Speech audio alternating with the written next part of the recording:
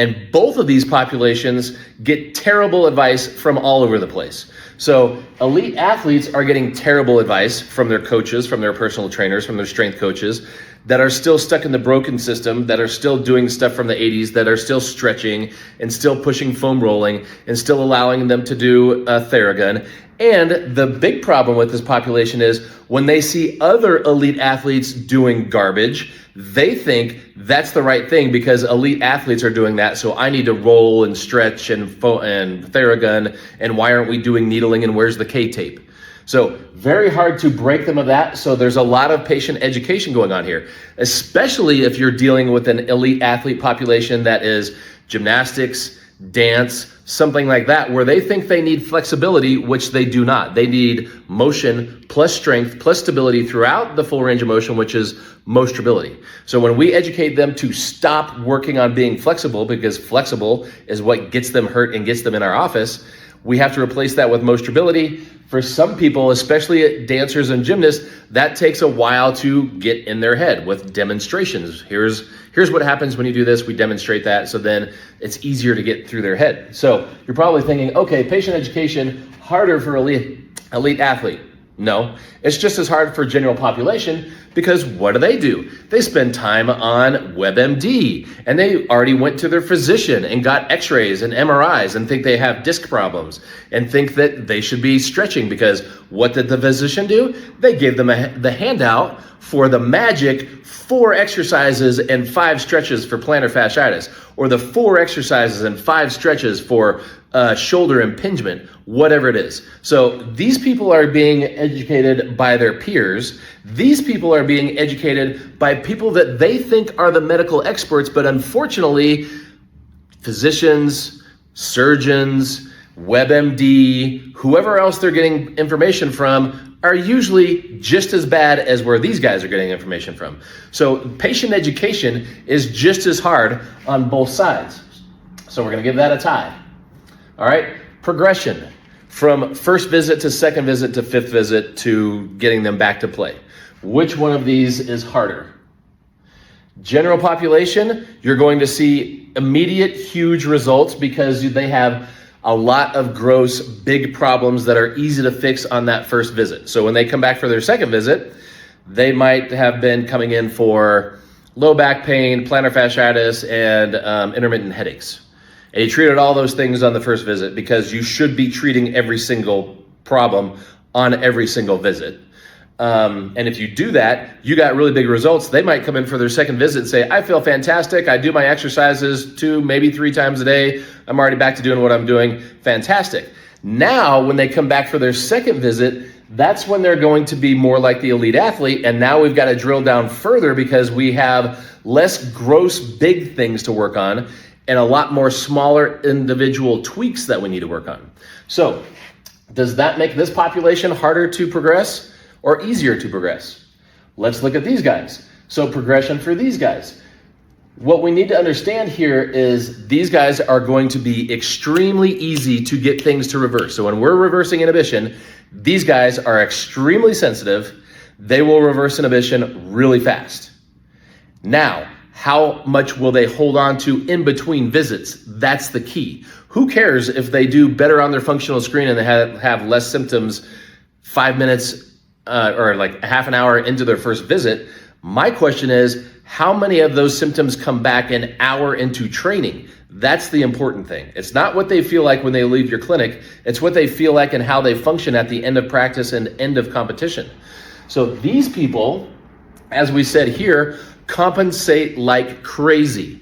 So we have to continuously give them things to help break down the compensation and help them use what we refacilitated. So good thing is they're pretty compliant with what we give them, okay? Because they're motivated to get back to play. And we didn't have to spend a whole bunch of time teaching them how to do their exercises. So they do really well at that stuff. So once again, where are we gonna put this X for progression? I would put this X over here, and that is because we have to progress, and a lot of these people, especially if you're dealing with contact sport athletes, they are resisting other things crashing into them, whereas these people are usually trying to move better after they sit in a chair. or reach up and put something on a shelf after they've spent the weekend painting or something like that. So a lot more resistance of things hitting them, hitting other things, pulling other things. So that's going to lead our our exercise progression is going to change probably every single time they come in. So we're going to give them a core group of things to work on, but as we progress, we're going to progress faster. And we also have to keep in mind muscle, not just gross muscle strength or facilitation, but facilitation in combination with muscle endurance.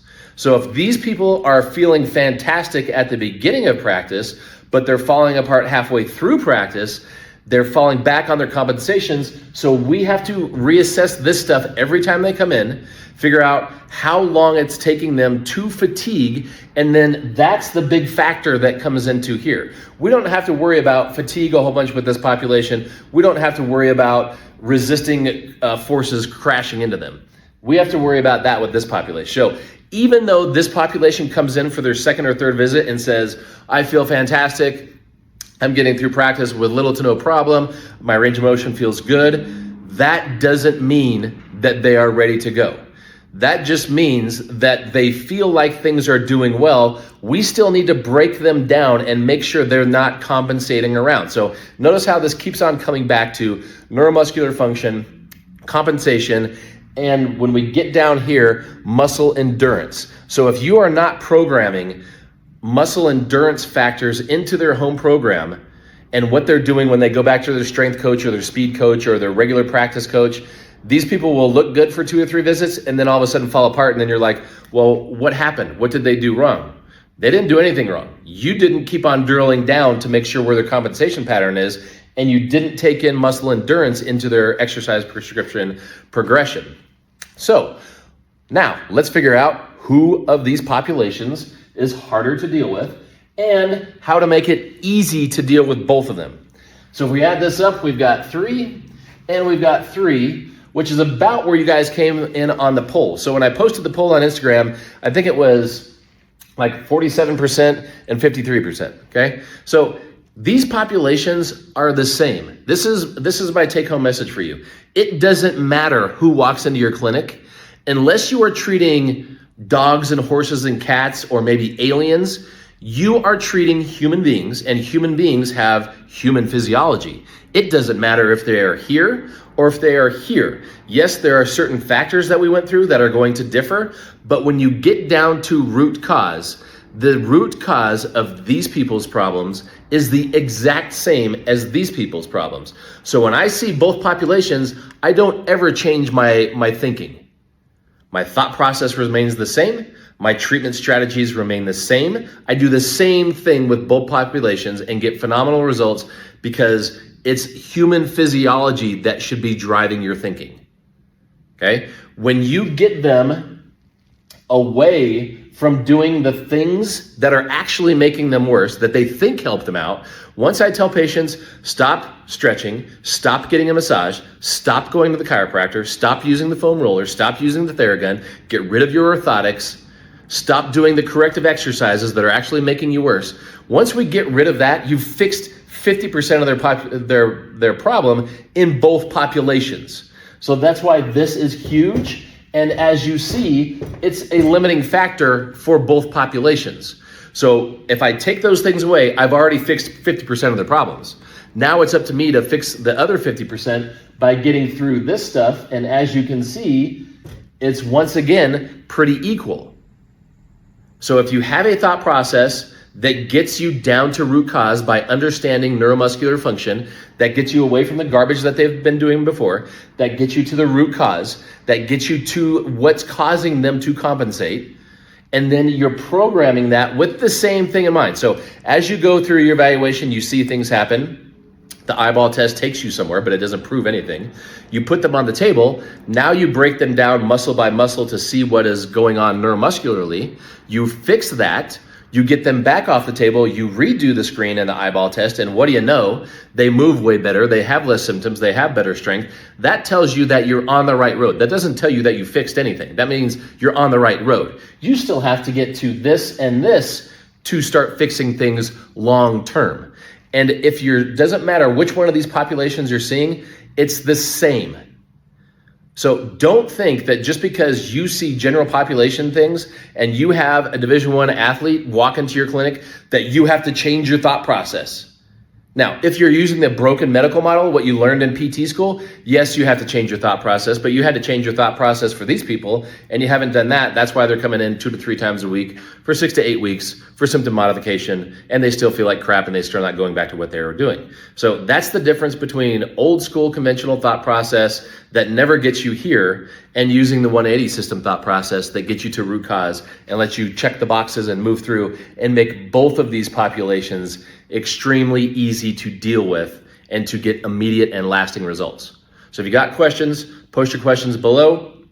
And if you got questions about what it takes to get here, to get this thought process, DM me and let me know, and I'll let you know how I can get you here in 4 months to make every single patient that walks through your clinic easy to deal with.